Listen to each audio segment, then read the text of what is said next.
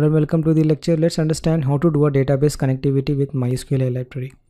So let's do a quick check on what tables and what database we'll use. We'll still use the school DB and student table. We'll use the same field, same data when play around with the same table that we have created. Alright, so for this what I'm going to do is I'm going to create another folder, MySqli. Okay, and I'm going to copy paste one by one. Let's do check connectivity,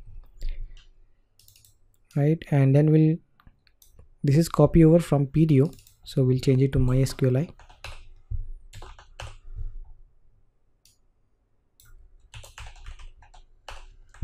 Okay, so everything we have discussed, the DNS we have discussed, username, password we have discussed.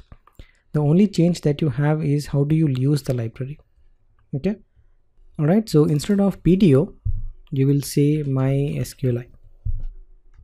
Okay, and in this scenario we will not use the DNS. Okay, instead of that we're gonna comment this out. We're gonna say host name, localhost, and then we're gonna say DB name. That's nothing but the school DB. Okay, we're just using this name here and this name here. Okay, and then we are passing the value here, this value we are passing it here. So here instead of DNS we have to say host name, and in the last you have to say the database name. That's all, right? That's how you basically establish a connection, right? And how to check, basically check the connection. So MySqli give you this connect underscore error.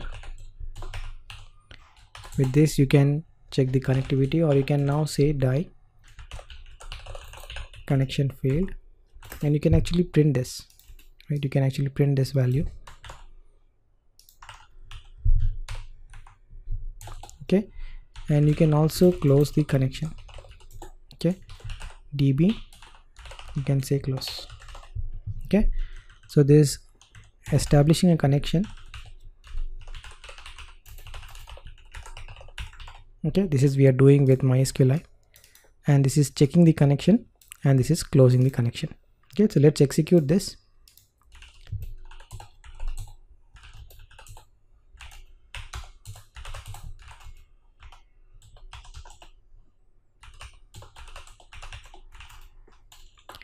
So I'm executing index.php. Okay, so there's no error, which is a good thing. If you do one and if you run it, there's an error, right? And if you just remove that out, you run it, there's no error, right? Which means your connection has been done and this has not been occurred, right? If I change the password, let's check for that. All right, you can see your error here, connection failed, right? It's coming up from here, right? But if you have all the parameters correct, then you don't have such issues. So the connection is successful. The next will display, insert, update and delete with the same code that we have written it here. Okay, so we'll try to enhance this and we'll do some other SQL statements as well. Okay, so that's all for this lecture. I'll see you in the next one.